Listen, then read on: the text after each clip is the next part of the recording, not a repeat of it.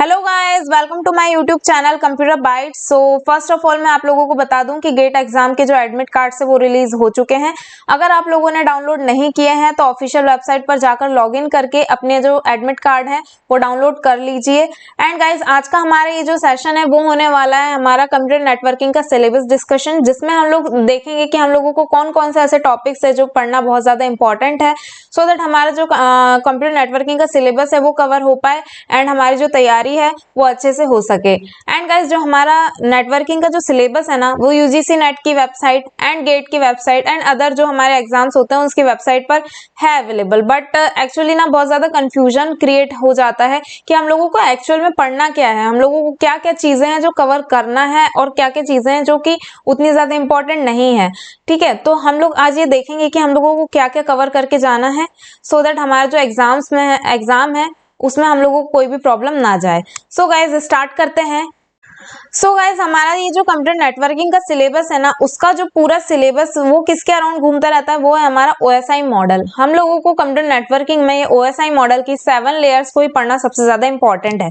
देखिए, OSI model में हम लोगों को ये जो 7 लेयर्स बताई गई हैं, application layer, presentation layer, session layer, transport layer, network layer, data link layer and physical layer. ठीक है, ये जो 7 लेयर्स है यही हमारा सिलेबस है, इन्हीं को हम लोगों को डिटेल में पढ़ना है। सो गाइस, इसके पहले मैं आप लोगों को कुछ टॉपिक्स बताऊं जो कि इसमें पढ़ना इंपॉर्टेंट है। सबसे पहले मैं आप लोगों को एक ओवरव्यू देना चाहूंगी कि हम लोगों को ये ओएसआई मॉडल ने यही क्यों पढ़ना है, क्यों ये इतना इंपॉर्टेंट है कंप्यूटर नेटवर्किंग के अंदर। ठीक है, उसी के बाद मैं आगे बढ़ पाऊंगी, क्योंकि अगर आप लोगों को ये नहीं समझ में आता कि यार ओएसआई मॉडल क्यों पढ़ना है, क्योंकि सब जगह थ्योरेटिकल चीजें तो सब बता देंगे आप लोगों को कि ये पढ़ना है, ये पढ़ना है, ये पढ़ना है, लेकिन ओएसआई मॉडल क्यों पढ़ना है, क्यों इतना इंपॉर्टेंट है, ये मैं सबसे पहले आप लोगों को बताना चाहूंगी। ठीक है, सो गाइस देखिए, आपका कोई फ्रेंड है, सपोज आप हो, ये आपको सेंडर मान लिया मैंने, और आपका कोई फ्रेंड है रिसीवर। ठीक है, अगर आपने कोई मैसेज रिसीवर मतलब आपका कोई फ्रेंड है उसको भेजना है, ठीक है, सपोज आपको मैसेज भेजना है, तो सबसे पहले अगर कोई चीज इंपॉर्टेंट है तो वो क्या है, वो है हमारा सेंडर और रिसीवर के बीच में कनेक्शन होना। या तो वो इंटरनेट के थ्रू कनेक्शन हो जाएगा, ठीक है, या तो आप कोई लाइन केबल, इथरनेट केबल का यूज करके उन दोनों के बीच में कनेक्शन होना जरूरी है, सो दैट हम यहाँ से वहां कोई भी डेटा, कोई भी मैसेज ट्रांसफर कर सकें। ठीक है, तो सबसे पहले तो हम लोगों को ये कम्युनिकेशन होना बहुत ज्यादा जरूरी है कि यार इसके बीच में और इसके बीच में कोई कनेक्शन है या नहीं, कि बस हवा में थोड़ी ना हो जाएगा। देखिए, अब जैसे आपने हाय का मैसेज भेजा तो आपके जो फ्रेंड है उसके पास हाय का मैसेज पहुंच गया, ये जो मैसेज आपने भेजा वो तुरंत उसको पहुंच गया। ठीक है, अगर आपने व्हाट्सएप किया तो आपके फ्रेंड के पास व्हाट्सएप में हाय पहुंच गया। अब ये मैसेज पहुंचा कैसे, क्या इसके पीछे प्रोसेस है? आपको तो लग रहा है कि यार मैंने हाय का मैसेज भेज दिया और सामने वाले के पास हाय का मैसेज पहुंच गया, लेकिन यार हाउ इज इट पॉसिबल कि मैं यहाँ अपने मोबाइल में लिख रहा हूँ और रिसीवर कोई इतना दूर बैठा है, सपोज आपका इंडिया के अंदर मुंबई के अंदर बैठा है और आप बैठे हो दिल्ली में, कैसे पहुंच गया मैसेज? क्या है इसके पीछे की कहानी? क्यों हम लोगों को पढ़ना है कि यार ये मैसेज जो भेज रहा है, ये जो डेटा ट्रांसफर हो रहा है, ये कैसे हो रहा है? ठीक है, देखिए, अगर मैं आप लोगों से बात करूं कंप्यूटर के अंदर मतलब सिस्टम के अंदर, देखिए आपका कोई सिस्टम है, ठीक है, सपोज आपका लैपटॉप हो गया। ठीक है, अब लैपटॉप के अंदर एक है हमारा कीबोर्ड, ठीक है, ये हमारा हो गया कीबोर्ड हो गया, ये हो गया आपका मॉनिटर। ठीक है, अभी मान लीजिए, अब जैसे आपने कोई भी की प्रेस करी, ठीक है, की प्रेस करी, अब उसके बाद जो भी आपने सपोज ए प्रेस किया तो आपके मॉनिटर पे दिखेगा ए, फटाक से दिखेगा। कितने जल्दी से वो प्रोसेस हो जाती है और कितने जल्दी से हम लोगों को मॉनिटर स्क्रीन पे दिख जाता है हमने कि ए प्रिंट किया। ठीक है, अब ये इतने जल्दी जो प्रोसेस हो रही है ये भी तो एक कम्युनिकेशन ही है ना। देखो, सिस्टम के अंदर भी तो एक कम्युनिकेशन ही हो रहा है। ठीक है, जो कीबोर्ड से आपने कोई भी बटन प्रेस करी, जो आपके मॉनिटर पे दिख रहा है, जो भी लेटर वो इतने जल्दी दिख रहा है, ठीक है, ये भी तो एक प्रोसेस है। तो ये जो हमारे सिस्टम के अंदर का जो कम्युनिकेशन होता है इसको हम लोग बोलते हैं IPC. What is IPC? Inter process communication. ये जो इंटर प्रोसेस कम्युनिकेशन है वो किसके थ्रू हैंडल होता है? वो होता है हमारा ऑपरेटिंग सिस्टम के थ्रू। ये कंप्यूटर नेटवर्किंग का पार्ट नहीं है। अब कंप्यूटर नेटवर्किंग के पार्ट में अगर मैं आऊं तो आपका एक कोई मशीन है M1, ठीक है, और एक मशीन है आपकी M2। ठीक है। अभी मैं आप लोगों से बात कर रही थी सेम मशीन के अंदर जो भी कम्युनिकेशन हो रहा था। अब मैं बात कर रही हूँ कि अगर कोई मशीन M1 है या फिर अपना आपका लैपटॉप है, मोबाइल है, ठीक है, कोई भी जो आपकी डिवाइस है उसके थ्रू कम्युनिकेशन करवाना है किसी अदर डिवाइस में, ठीक है। अब आपको M1 मशीन से M2 मशीन में कनेक्शन करवाना है, डेटा सेंड करना है, तो वो कैसे होगा, ठीक है। तो सबसे पहले तो मैंने आप लोगों को जैसे बताया कि उन दोनों के बीच में कनेक्शन होना जरूरी है, ठीक है। अब देखो जैसे कि आपने व्हाट्सएप पे भेजा तो वो मैसेज व्हाट्सएप पर ही क्यों पहुंचा, व्हाट्सएप पर ही क्यों गया, वो इंस्टाग्राम पे क्यों नहीं चला गया? ऐसा कभी होता है क्या? नहीं होता ना। हमेशा जब भी मैसेज भेजते हैं तो व्हाट्सएप से भेजते हैं तो व्हाट्सएप पे ही जाता है, इंस्टाग्राम से भेजते तो इंस्टाग्राम पे, फेसबुक से भेजते तो फेसबुक पे, टेक्स्ट मैसेज करते तो टेक्स्ट मैसेज जाता है ना। तो ये कितना ज्यादा कॉम्प्लिकेटेड है ये चीज समझना कि ये कैसे हो पा रहा है, ठीक है। देखिए अगर किसी मैसेज को M1 मशीन से M2 में भेजना है तो सबसे पहले तो देखो, अगर आपने हिंदी में मैसेज भेजा सामने वाले को भी हिंदी आना चाहिए। अगर आपने हिंदी में मैसेज भेजा सामने वाले को हिंदी आती नहीं तो क्या करोगे, है ना। तो सेम प्रोटोकॉल्स का होना इंपॉर्टेंट है, ठीक है। मतलब कि मशीन M1 में भी वही प्रोटोकॉल होना चाहिए और मशीन M2 में भी वही प्रोटोकॉल फॉलो होना चाहिए, ठीक है। देखो आप मैसेज तो भेज दोगे लेकिन सामने वाले को समझ में आ रहा है कि नहीं भैया, क्या मतलब है, नहीं तो मैसेज भेजने का, है कि नहीं, ठीक है। तो सेम प्रोटोकॉल्स फॉलो होना चाहिए। अब प्रोटोकॉल्स क्या होता है? प्रोटोकॉल्स होता है set of rules, set of instruction, same set of instruction follow करना चाहिए, ठीक है। तो देखिए ये जो प्रोटोकॉल्स की मैं बात कर रही हूँ, देखो अगर कोई भी कम्युनिकेशन करवाया जाता है तो हमारे पास कुछ मैंडेटरी चीजें होती हैं और कुछ ऑप्शनल चीजें होती है। देखिए अब अगर मैंडेटरी चीजों की मैं बात करूं, मैंडेटरी फंक्शंस, और एक होता है ऑप्शनल फंक्शनैलिटीज की मैं बात करूं। देखिए अब मैंडेटरी में अगर मैं आप लोगों से बोलूं तो एक होता है हमारा एरर कंट्रोल, ठीक है।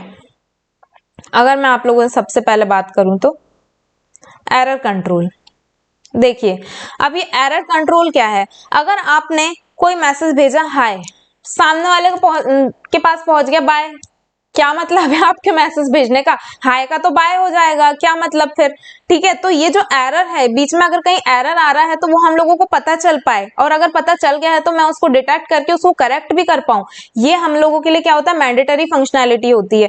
देन उसके बाद अगर मैं आप लोगों से बात करूं तो वो होता है फ्लो कंट्रोल, ठीक है। फ्लो कंट्रोल, अब फ्लो कंट्रोल क्या है? अगर आपने कोई भी चीज भेजी, ठीक है, सपोज आपने यहां से भेजा 1 2 3 4 5 6, ठीक है, 1 2 3 4 5 6 भेजा, तो रिसीवर के पास भी सेम ऑर्डर में पहुंच रहा है कि नहीं, क्योंकि वो ऑर्डर बहुत इंपॉर्टेंट है। कभी कभी होता है ना कि हमको सेम, अब किसी का नंबर भेजा आपने सपोज, ठीक है, कोई भी नंबर भेजा 10 डिजिट का नंबर, अब वो उसके पास आगे पीछे तो नहीं पहुंच रहा। ऐसा भी तो हो सकता है कि 1 के पीछे 2 के जगह पे 3 आ जाए पहले, फिर उसके बाद 2 आ रहा है, ये भी तो नहीं होना चाहिए, है ना। तो फ्लो कंट्रोल भी होना इंपॉर्टेंट है। अगर आपने सपोज 1 भेजा तो सामने वाले के पास 1 पहले पहुंचे, 2 भेजा तो उसके बाद 2 पहुंचे, क्या पता जो 2 है वो मिसिंग हो गया, पहले 3 पहुंच गया फिर 2 पहुंच गया, ठीक है। तो ये जो फ्लो कंट्रोल है वो भी हमारे लिए मैंडेटरी है। एक होता है हमारा कंजेशन कंट्रोल, ठीक है। अगर सपोज देखिए अगर सेंडर की स्पीड है, वो किसी स्पीड से भेज रहा है, सपोज मैं बोलूं 100 Mbps, क्या लिख रही हूं, Mbps, ये स्मॉल m समझ लेना आप, मेगाबिट्स पर सेकेंड, ठीक है। 100 मेगाबिट्स पर सेकेंड से कोई भी सेंडर है वो डेटा अपना सेंड कर रहा है, और रिसीवर की जो कैपेसिटी है वो हमारी 50 Mbps, ठीक है, 50 Mbps है। अब यहाँ से भेजता जा रहा है बेचारा सेंडर, ढेर ढेर ढेर पूरा नेटवर्क में डेटा भर दिया, ठीक है। अब रिसीवर की कैपेसिटी ही नहीं उतनी कि वो उस स्पीड से अपने अंदर डेटा डाउनलोड कर पाए, डेटा रिसीव कर पाए, तो क्या करोगे? पूरा डेटा तो कोई मतलब बचा ही नहीं उसको भेजने का, वो रिसीवर उसको रिसीव नहीं कर पा रहा और पूरा डेटा लॉस्ट हो जा रहा है। तो ये होता है हमारा कंजेशन कंट्रोल। यहाँ पे हम लोगों को फॉलो करना पड़ता है कंजेशन कंट्रोल की फंक्शनैलिटी, कि हम जो भेज रहे हैं वो सेम स्पीड से वो डेटा उसको रिसीव कर पाए। वो बैंडविड्थ है, ठीक है, उस बैंडविड्थ में वो कैसे उसको रिसीव कर पाएगा, ठीक है, ये होता है हमारा कंजेशन कंट्रोल। तो ये जो हमारी फंक्शनैलिटीज, और भी फंक्शनैलिटीज होती है, मैं अभी बात करूंगी, तो ये होती है हमारी मैंडेटरी फंक्शनैलिटीज, ठीक है, जिसको फॉलो करना इंपॉर्टेंट है किसी भी अपने मैसेज को कम्युनिकेट करवाने के लिए। देन उसके बाद आता है हमारा ऑप्शनल। तो ऑप्शनल में क्या आता है हमारा? देखिए ऑप्शनल में आता है एन्क्रिप्शन डिक्रिप्शन। देखिए अब इंक्रिप्शन डिक्रिप्शन क्या होता है? अब देखो कोई भी आपका फ्रेंड है, ठीक है, आपने उस फ्रेंड को डेटा भेजना है, लेकिन उसको क्या करना है, उसको सिक्योरली भेजना है। अब आपकी मम्मी बैठी है बाजू में, आपने फोन लगाया, आपको कुछ सीक्रेट मैसेज बात करनी, सीक्रेट मैसेज पहुंचाना है उसके, तो आप क्या करोगे, कोड लैंग्वेज में बात करते हो ना, हम लोगों की होती है कोड लैंग्वेज, ठीक है। अब ऐसे ही हमारे जो सिस्टम है, हमारे कंप्यूटर की लैंग्वेज में, नेटवर्किंग की लैंग्वेज में क्या होता है, एनक्रिप्शन, ठीक है। अगर आप HTTP से करोगे सेंड तो क्या होता है, हमारा अनसिक्योर होता है, लेकिन HTTP एस किस लिए होता है, सिक्योर, मतलब कि सिक्योरली डेटा पहुंचाना है, मतलब सामने वाले को वही डेटा पहुंचे जो हमने भेजा और कोई बीच में उसको पकड़ भी ना पाए, मतलब कोई भी हैक ना कर पाए, कोई भी इंट्रूडर आके उसको एक्सेस ना कर पाए वो डेटा, ठीक है। तो ये हम लोगों का जो होता है ऑप्शनल होता है, क्योंकि हर चीज को थोड़ी ना हम इनक्रिप्ट करके रखेंगे, ठीक है ना। देखो अगर आप वेब सर्फिंग कर रहे हो, ठीक है, अगर कोई ज्यादा इंपॉर्टेंट नहीं है चीज तो हम तो ऐसे ही कर लेते हैं ना, कोई जरूरी थोड़ा ना इंक्रिप्शन डिक्रिप्शन को यूज करेंगे। तो ये जो सारी मैंने फंक्शनैलिटीज बताई, और भी होती है, लेकिन ये जो सारी फंक्शनैलिटीज मैंने आप लोगों से डिस्कस करी, तो ये जो फंक्शनैलिटी है उनको फॉलो करने के लिए एक स्टैंडर्ड की जरूरत है, ठीक है, स्टैंडर्ड की जरूरत थी। इसलिए जो OSI मॉडल, पहले तो TCP मॉडल आया था, लेकिन जो TCP मॉडल आया था ना वो डॉक्यूमेंटेड नहीं था, मतलब उसका वो आया तो था, उसको फॉलो भी किया गया, लेकिन उसका डॉक्यूमेंटेशन नहीं किया गया, इसलिए हम लोगों को पता ही नहीं है कैसे बना, उसके अंदर क्या क्या चीजें थी, हम लोगों को नहीं मालूम। हम लोगों को इतना पता है कि उसमें 4 लेयर थी या 5 लेयर, उसका ये भी नहीं कंफर्मेशन है कि 4 थी कि 5 थी, ठीक है। अगर 4 आया तो 4 लगा देना, 5 आया तो 5 लगा देना, और दोनों आए तो जो भी मर्जी है आपकी वो लगा सकते हो कि कितनी लेयर थी करके। लेकिन OSI मॉडल की बात करें तो ये ISO इंटरनेशनल स्टैंडर्ड ऑर्गेनाइजेशन ने इसको सर्टिफाइड किया था OSI मॉडल को, ठीक है। तो ये OSI मॉडल में जो 7 लेयर्स होती हैं, ठीक है, ये जो OSI मॉडल में 7 लेयर्स होती हैं, whenever we will send the data it will passes through the all the 7 layers, ठीक है। जब भी कोई भी डेटा सेंड होगा ना, ये सारी लेयर्स के थ्रू ही पास होके जाएगा, तभी हमारा कोई भी मैसेज कम्युनिकेट हो पाएगा, कोई भी डेटा सेंड हो पाएगा, ठीक है। तो इसलिए हम लोगों को OSI मॉडल पढ़ना बहुत ज्यादा जरूरी है, ठीक है। तो OSI मॉडल जब पढ़ेंगे तभी हमारा कंप्यूटर नेटवर्किंग हो पाएगा, ठीक है। सो गाइस डिस्कस करते हैं आगे। सो गाइस OSI मॉडल में तो हम लोगों को ये 7 लेयर्स पढ़नी है, एंड TCP/IP मॉडल में हम लोगों को ये जो 4 लेयर्स हैं उनके बारे में पता होना चाहिए, ठीक है। तो TCP/IP मॉडल में हम लोग 4 लेयर्स पढ़ते हैं, जो कि होती है हमारी application layer, transport layer, internet layer and हमारी नेटवर्क इंटरफेस, ठीक है। और OSI मॉडल में ये जो हमारी 7 layers, application, presentation, session, transport, network, data link layer and physical layer. तो सबसे पहले हम पढ़ेंगे हमारा फिजिकल लेयर, ठीक है। अब फिजिकल लेयर में हम लोगों को सबसे पहले पढ़ना है नेटवर्किंग डिवाइसेस, ठीक है। नेटवर्किंग डिवाइसेस में हम लोगों को पढ़ना है रिपीटर क्या होता है, हब क्या होता है, ब्रिजेस क्या होते हैं, स्विच क्या होता है, राउटर, गेटवेज, बी राउटर्स, ये सब क्या क्या होते हैं, क्या इनके फंक्शनैलिटीज होती हैं, ठीक है ना। अब ये कौन सी लेयर पे वर्क करता है, एक टाइप का क्वेश्चन पूछ लिया जाता है, ठीक है। और उसके बाद पूछ लिया जाता है कि किसमें फिल्टरिंग होती है, किसमें फॉरवर्डिंग होती है, क्या क्या चीजें होती हैं, ये पूछ लिया जाता है। देन उसके बाद इसमें से क्वेश्चन बन सकता है कि ये सिंगल कोलिजन डोमेन है, मल्टीपल कोलिजन डोमेन है, किसमें होता है, ठीक है। ब्रॉडकास्ट डोमेन क्या होता है, हाफ डुप्लेक्स किसमें होता है, फुल डुप्लेक्स किसमें होता है, ये सब चीजें हम लोगों से पूछ सकते हैं। ऐसा हम लोगों को थ्योरेटिकल नॉलेज थोड़ा बहुत होना इंपॉर्टेंट है। देन उसके बाद हम लोगों को पढ़ना है टोपोलॉजीज। टोपोलॉजीज में हम लोगों को पढ़ना है बस, ring, star and mesh topology, ठीक है। इसमें से क्वेश्चन बन सकता है कि लाइक अगर n सिस्टम्स हैं तो कितने नंबर ऑफ पोर्ट्स रिक्वायर्ड होंगे, कितने नंबर ऑफ केबल रिक्वायर्ड होंगे, ठीक है। इस टाइप का कुछ क्वेश्चन बन सकते हैं। देन उसके बाद हम लोगों को पढ़ना है ट्रांसमिशन मीडियम। अब ट्रांसमिशन मीडियम में आता है हमारा एक अनगाइडेड मीडियम और एक होता है हमारा गाइडेड मीडियम, ठीक है। अब अनगाइडेड मीडियम में तो हम लोगों को थोड़ा बहुत पता होना चाहिए, इंफ्रारेड वेव्स, रेडियो वेव्स क्या होती है, माइक्रोवेव्स क्या होती हैं, ठीक है। देन उसके बाद गाइडेड मीडियम्स में हम लोगों को पढ़ना है सबसे पहले तो कोएक्सियल केबल। कोएक्सियल केबल क्या होते हैं, ठीक है। फिर आता है हमारा twisted pair cable, twisted pair cable जिसमें कि आता है हमारा एसटीपी मतलब शील्डेड ट्विस्टेड पेयर, और एक होता है हमारा यूटीपी मतलब अनशील्डेड ट्विस्टेड पेयर केबल, ठीक है। देन उसके बाद हम लोगों को पढ़ना है ऑप्टिकल फाइबर, ठीक है। इसका जो डायग्राम होता है ना उसको थोड़ा अच्छे से समझना है कि कोर क्या होता है, क्लैडिंग क्या होता है, ठीक है, इंटरनल पार्ट्स क्या होता है ऑप्टिकल फाइबर के अंदर, ठीक है। देन उसके बाद हम लोगों को पढ़ना है ट्रांसमिशन मोड्स। ट्रांसमिशन मोड्स में simplex, half duplex and full duplex कैसे वर्क करता है, क्या होता है ये simplex, half duplex and full duplex, ठीक है। देन उसके बाद आता है हमारा types of network. Types of network में ये इजी वाली चीज जो बचपन से पढ़ते आ रहे हैं, पैन, ठीक है, personal area network, LAN, local area network, MAN metropolitan area network and वैन वाइड एरिया नेटवर्क। ठीक है, ये सारी चीजों के बारे में हम लोगों को नॉलेज होना इंपॉर्टेंट है। देन उसके बाद आता है हमारा types of signal. Type of signal में लाइक हमारा बेस बैंड, ठीक है, ये क्या होता है, और ब्रॉडबैंड, क्या इन दोनों के अंदर डिफरेंस है। ठीक है, ये हम लोगों को पढ़ना है। देन उसके बाद पूछ लिया जाता है आप लोगों से एनकोडिंग टेक्निक्स। ठीक है, अब एनकोडिंग टेक्निक्स में मैनचेस्टर एंड डिफरेंशियल मैनचेस्टर, ठीक है, कौन सी कोडिंग में किस तरह से लिखते हैं, 0 1 कैसे रिप्रेजेंट होता है, ये आप लोगों को पढ़ना इंपॉर्टेंट है। देन उसके बाद आता है हमारा मॉड्यूलेशन एंड डीमॉड्यूलेशन। ठीक है, क्या क्या वर्किंग होती है, क्या चीजें होती है। देन उसके बाद आता है हमारा एनालॉग मॉड्यूलेशन। उसके अंदर आप लोगों को पढ़ना है amplitude modulation, frequency modulation and phase modulation. 3 type के मॉड्यूलेशन होते हैं। ठीक है, एक को कांस्टेंट रखते हैं, बाकी सारे फ्री रहते हैं। ठीक है, ये सब चीजें आप लोगों को पढ़ना है। देन उसके बाद आता है हमारा डिजिटल मॉड्यूलेशन। तो जो डिजिटल मॉड्यूलेशन है उसमें आप लोगों को पढ़ना है ASK, FSK, PSK।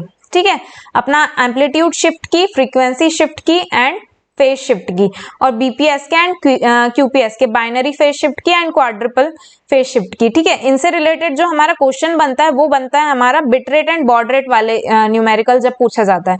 देखो, इसमें अगर आप लोगों से बिट रेट दी है तो बॉड रेट पूछ लेगा, बॉड रेट दी है तो बिट रेट पूछ लेगा। ठीक है, वो R=R/N वाला फॉर्मूला होता है, उससे रिलेटेड न्यूमेरिकल आप लोगों से पूछ लिया जाता है। अगर सबसे इंपॉर्टेंट मैं बोलूँ तो यही है, वो फिजिकल लेयर में न्यूमेरिकल में। ठीक है, ये आप लोगों से पूछ लिया जाता है। फिर उसके बाद होता है हमारा ट्रांसमिशन इम्पेयरमेंट। अब जैसे अगर आप कम्युनिकेशन करते हैं तो बीच में कुछ ना कुछ तो नॉइज आएगी, कुछ ना कुछ तो डिस्टॉर्शन हो सकता है, एटेन्यूएशन हो सकता है। तो क्या क्या चीजें होती है, एटेन्यूएशन क्या होता है, ठीक है, डिस्टॉर्शन क्या होता है, नॉइज क्या होता है, कौन कौन से टाइप की नॉइज होती है, शॉर्ट नॉइज क्या होती है, पिंक नॉइज क्या होती है, व्हाइट नॉइज क्या होती है, जिसको जॉनसन नॉइज भी बोलते हैं। ये टाइप्स ऑफ नॉइजेस भी आप लोगों से कभी कभी क्वेश्चन में पूछ लिया जाता है। और एक कोई नाइक्विस्ट फॉर्मूला भी होता है, वो भी कभी कभी आप लोगों से पूछ लिया जाता है। ठीक है, तो ये होता है हमारा फिजिकल लेयर।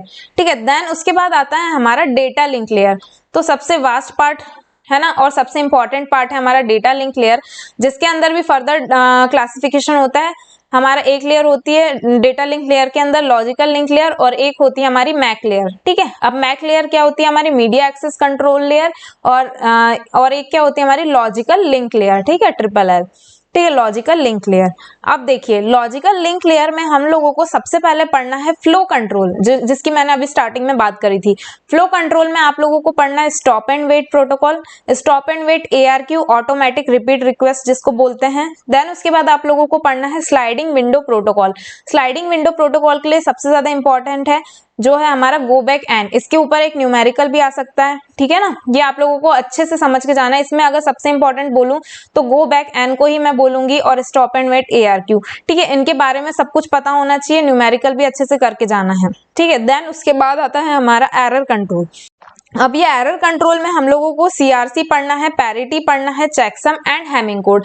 CRC होता है हमारा साइक्लिक रिडंडेंसी चेक। ठीक है, साइक्लिक रिडंडेंसी क्या होता है, एरर डिटेक्शन स्कीम होता है। पैरिटी भी एरर डिटेक्शन होता है, चेकसम भी एरर डिटेक्शन होता है। बट जो हैमिंग कोड होता है वो एरर डिटेक्ट भी कर सकता है एंड एरर करेक्ट भी कर सकता है। इसके ऊपर का न्यूमेरिकल भी आप लोगों को करके जाना है, हैमिंग कोड वाला। ठीक है, देन उसके बाद आता है हमारा रैंडम एक्सेस प्रोटोकॉल। ठीक है, अब रैंडम एक्सेस प्रोटोकॉल में 2 टाइप के प्रोटोकॉल है हमारे पास, अलोहा एंड CSMA। ठीक है, अब ये जो अलोहा है ना, उसमें आप लोगों को पढ़ना है प्योर अलोहा, स्लॉटेड अलोहा। क्या वल्नरेबल टाइम होता है इसका, ठीक है, VT निकालते हैं इसमें, वल्नरेबल टाइम जिसको हम बोलते हैं। ठीक है, क्या इसकी एफिशिएंसी होती है, प्योर अलोहा की क्या होती है, स्लॉटेड अलोहा की, और इस पे बेस्ड न्यूमेरिकल्स आप लोगों से पूछ सकते हैं। ठीक है, देन उसके बाद आप लोगों को पढ़ना है CSMA, carrier sense multiple access. तो करियर सेंस मल्टीपल एक्सेस जिसमें एक आता है कोलिजन डिटेक्शन और एक आता है हमारा कोलिजन अवॉइडेंस। ये दोनों स्कीम्स आप लोगों को बहुत अच्छे से पढ़ के जाना है, ये बहुत ज्यादा इंपॉर्टेंट है। ठीक है, इसके ऊपर न्यूमेरिकल भी बन जाता है एंड अपन को इसमें बैक ऑफ एल्गोरिदम भी पढ़ना है। ठीक है, बैक ऑफ एल्गोरिदम यहाँ पे हमारी इंपॉर्टेंट हो जाती है। देन उसके बाद आता है हमारा कंट्रोल एक्सेस प्रोटोकॉल। अब कंट्रोल एक्सेस प्रोटोकॉल में आता है हमारा रिजर्वेशन, पोलिंग, टोकन पासिंग। ये 3 टाइप के, इसके बारे में हम लोगों को थोड़ा थोड़ा पता होना इंपॉर्टेंट है।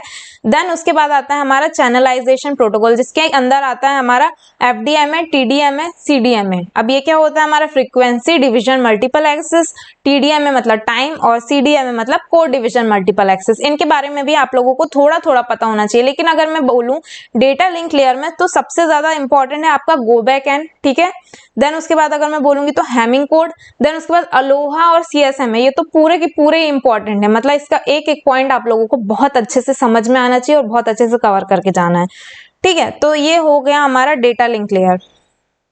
अब आता है हमारा नेटवर्क लेयर।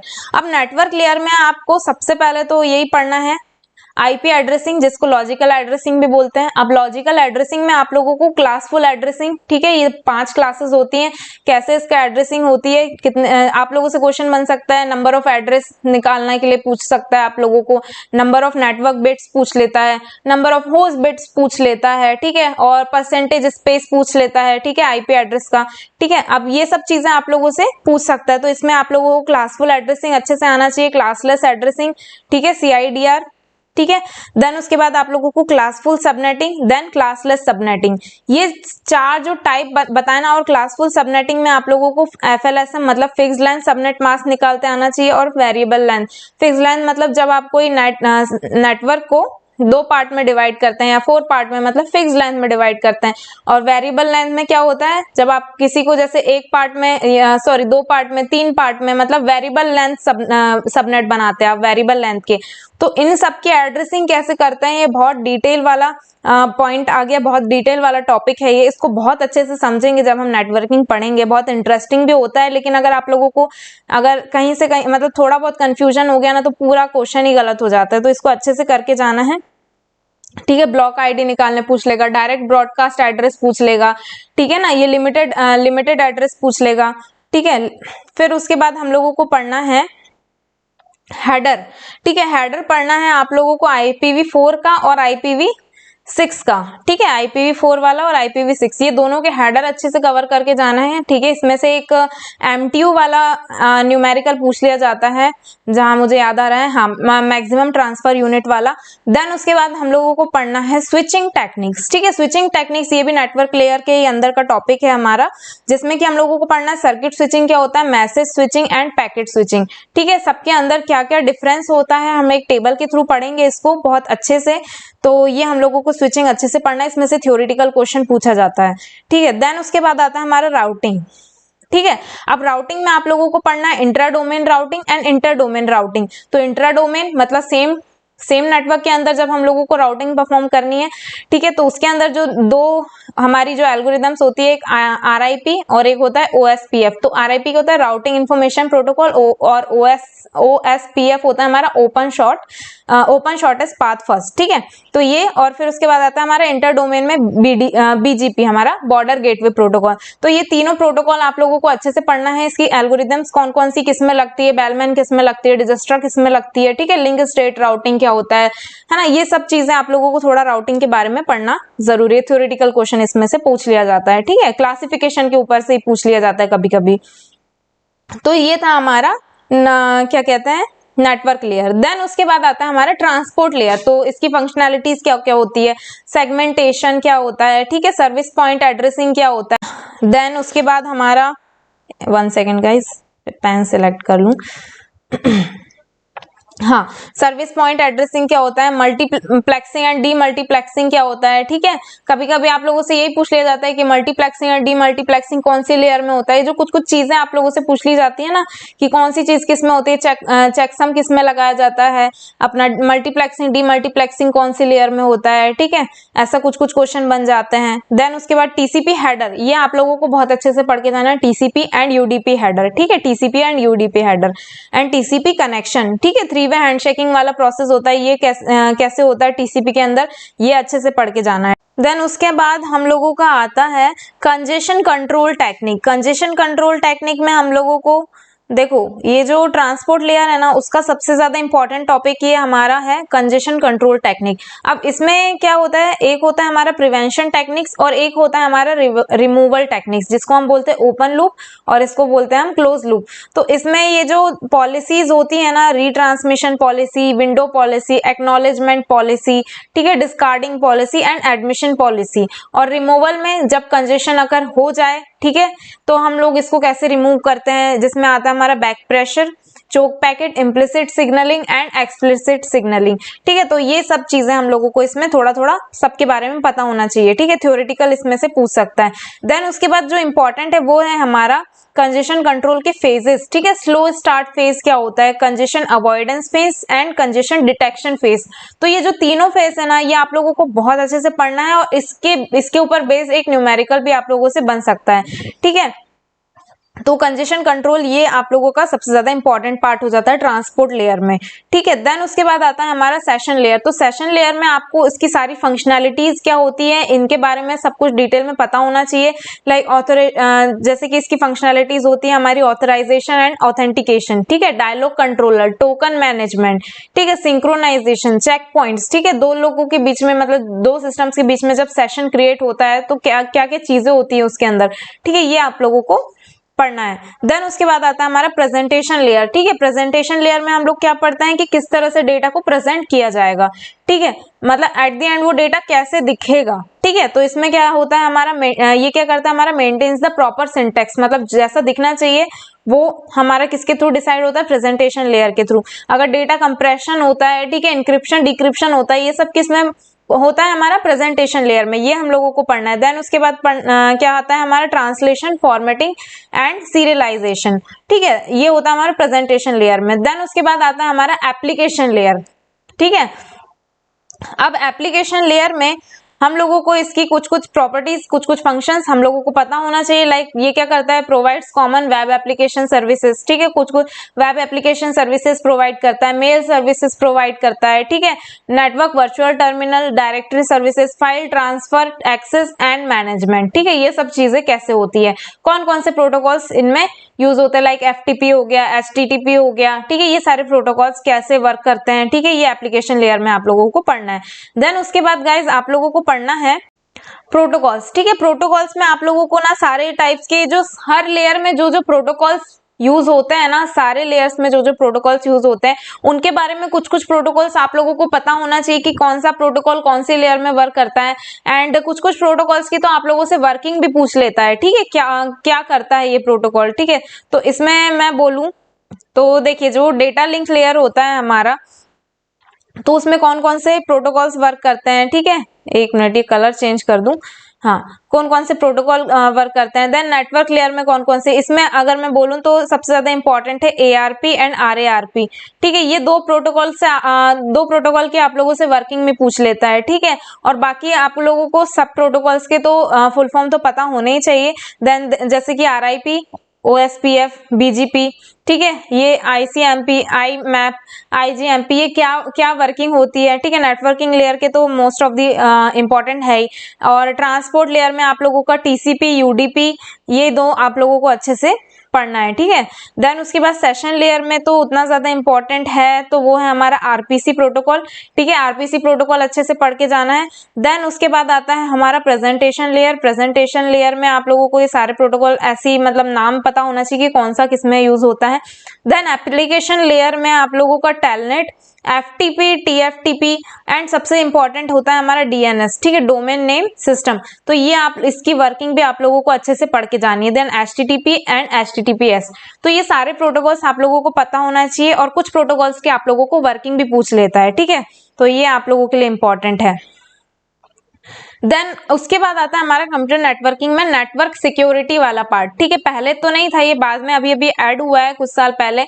तो नेटवर्क सिक्योरिटी में आप लोगों से पूछता है सबसे पहले तो व्हाट इज क्रिप्टोग्राफी, कि क्रिप्टोग्राफी होती क्या है। ठीक है ना, फिर उसके बाद आप लोगों से पूछ सकता है सिमेट्रिक की क्रिप्टोग्राफी एंड असिमेट्रिक की क्रिप्टोग्राफी। तो ये कैसे वर्किंग होती है और इस पे बेस्ड एक दो न्यूमेरिकल्स भी बन जाते हैं। देन आप लोगों को पढ़ना है RSA algorithm, rival, Shamir and Adleman. ठीक है, ये एल्गोरिदम आप लोगों को पढ़ना है, थोड़ी सी इसकी वर्किंग पता होना चाहिए। देन उसके बाद आप लोगों को फायरवॉल पता होना चाहिए, उसकी वर्किंग पता होना चाहिए। जो छोटी छोटी टर्म्स है ना नेटवर्किंग में, वही सबसे इंपॉर्टेंट चीजें हैं।